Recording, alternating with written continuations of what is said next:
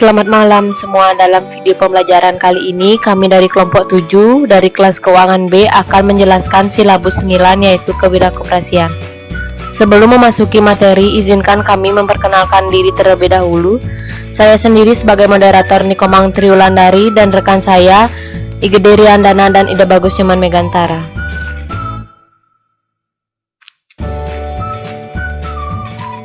Adapun pokok pembahasan dari silabus 9 yaitu yang pertama pengertian dan fungsi kewirakoperasian, yang kedua ada tipe-tipe kewirakoperasian, yang ketiga tugas-tugas kewirakoperasian, dan terakhir ada prasyarat keberhasilan kewirakoperasian. Pengertian kewirakoperasian. Kewirakoperasian yaitu suatu sikap mental positif dalam usaha kooperatif dengan mengambil prakarsa inovatif serta keberanian mengambil resiko dan berpegang teguh pada prinsip identitas koperasi dalam mewujudkan terpenuhinya kebutuhan nyata serta peningkatan kesejahteraan bersama. Adapun beberapa unsur yang patut diperhatikan. Yang pertama, wirakoperasi menunjukkan sikap mental positif dalam berusaha secara kooperatif. Yang kedua, wirakoperasi menunjukkan kemampuan untuk mengambil prakarsa inovatif, artinya berusaha mencari, menemukan, dan memanfaatkan peluang demi kepentingan bersama. Yang ketiga, wirakoperasi harus mempunyai keberanian mengambil risiko karena dunia penuh dengan ketidakpastian, sehingga hal-hal yang diharapkan kadang-kadang tidak sesuai dengan kenyataan yang terjadi di lapangan. Yang keempat, wirakoperasi harus memiliki aktivitas yang berpegang teguh pada prinsip identitas koperasi, yaitu anggota sebagai pemilik dan sekaligus sebagai pelanggan. Yang kelima, wirakoperasi harus memenuhi kebutuhan nyata anggota koperasi dan meningkatkan kesejahteraan bersama. Yang keenam, wirakoperasi yang berasal dari birokrat pada umumnya juga tidak mempunyai kebebasan untuk bertindak, karena kadang-kadang membawa misi tertentu dari pemerintah dan kegiatannya terikat pada ketentuan-ketentuan yang berlaku. Nah, selanjutnya, fungsi dari kewirakoperasian. Fungsi kewirakoperasian dibagi menjadi 3. Yang pertama ada kewirakoperasian rutin. Tugas wirakoperasi yaitu mengawasi dan mengendalikan sesuatu agar berjalan sesuai dengan program yang telah ditetapkan. Nah, seperti produksi, pemasaran, personalia, keuangan, administrasi, dan yang lain-lain. Yang kedua ada kewirakoperasian arbitrase. Nah, tugas utama dari wirakop dalam hal ini yaitu mencari peluang dan yang menguntungkan dari dua kondisi yang berbeda.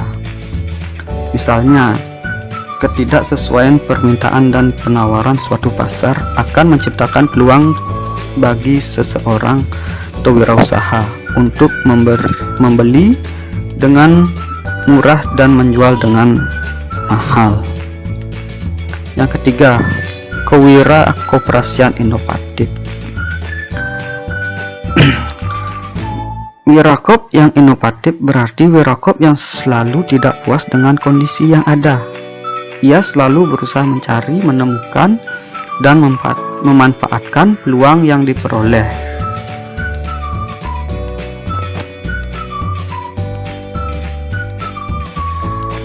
Baik, di sini saya akan menjelaskan tipe-tipe kewirakoperasian, di mana kewirakoperasian dibagi menjadi 4 tipe, yaitu yang pertama ada kewirakoperasian anggota, di mana anggota sebagai pemilik koperasi dapat menjadi wirakop bila ia mampu menemukan dan memanfaatkan peluang yang ada untuk pertumbuhan koperasi. Tetapi kemungkinan ia sangat lemah mengingat kebanyakan kemampuan anggota dalam inovasi masih sangat rendah. Keterbatasan hak bertindak karena setiap tindakan harus memperhatikan anggota lainnya dan motivasi yang rendah. Yang kedua ada kewirakoperasian manajer, di mana pada koperasi yang mengangkat manajer sebagai pelaksana dan penanggung jawab kegiatan operasional, koperasi tentu sangat mengharapkan perubahan yang memberikan keuntungan. Tetapi kendala yang dihadapi oleh manajer adalah keterbatasan untuk bertindak. Yang ketiga ada kewirakoperasian birokrat, di mana birokrat adalah pihaknya secara tidak langsung berhubungan dengan pengembangan gerakan koperasi.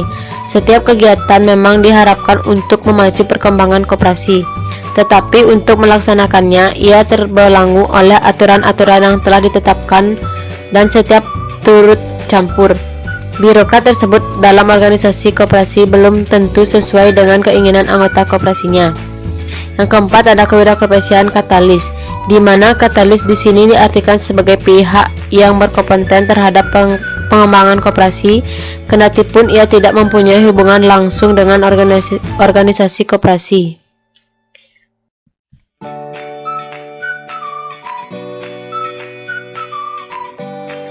Adapun tugas-tugas kewirakoperasian.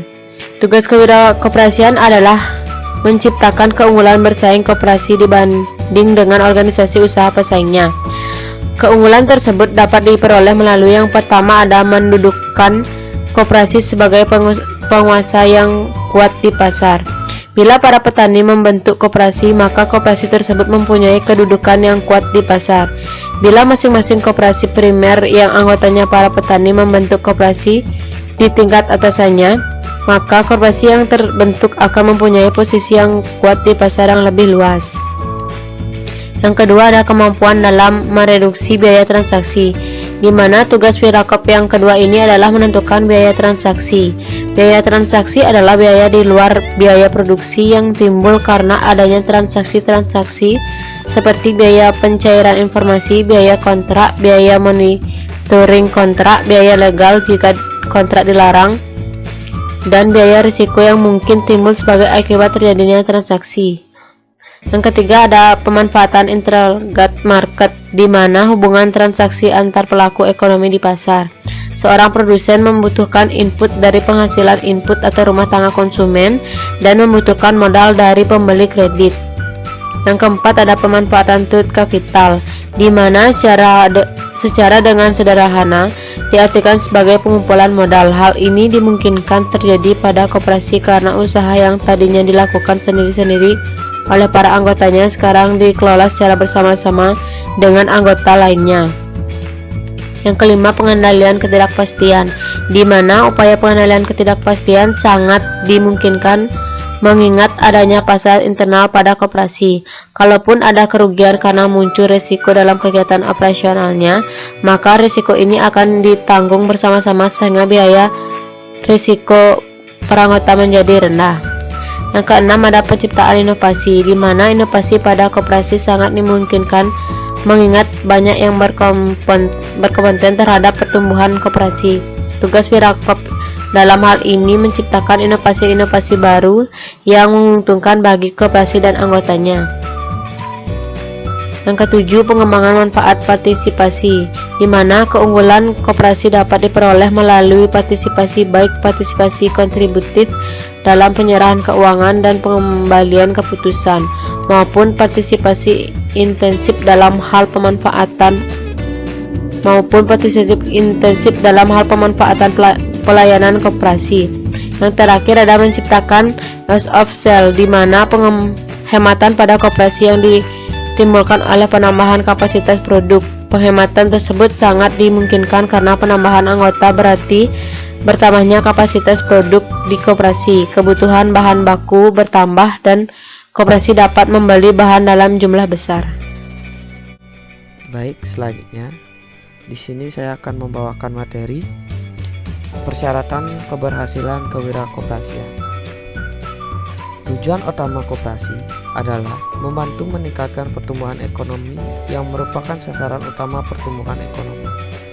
Hal ini dapat tercapai dengan meningkatkan produktivitas yang hanya dapat dilakukan melalui dua jalan, yaitu yang pertama melalui kegiatan inovatif atau penciptaan bangunan baru dan penerapannya. Yang kedua, melalui kegiatan peningkatan kegiatan kerja, berprestasi lebih banyak dalam suatu satuan waktu kerja tetap atau waktu kerja yang diperpanjang. Masing-masing kemungkinan itu merupakan syarat yang memadai dan perlu bagi pertumbuhan ekonomi.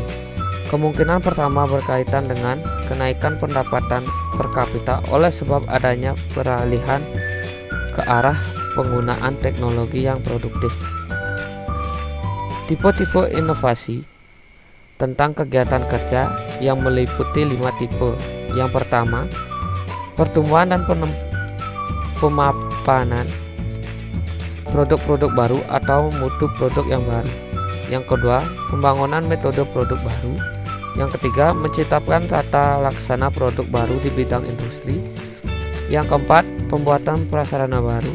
Yang kelima, pencarian sumber pembelian baru. Sekian presentasi dari saya. Sekian presentasi dari kelompok kami. Jika ada salah kata maupun pengucapan, kami minta maaf. Sekian, terima kasih.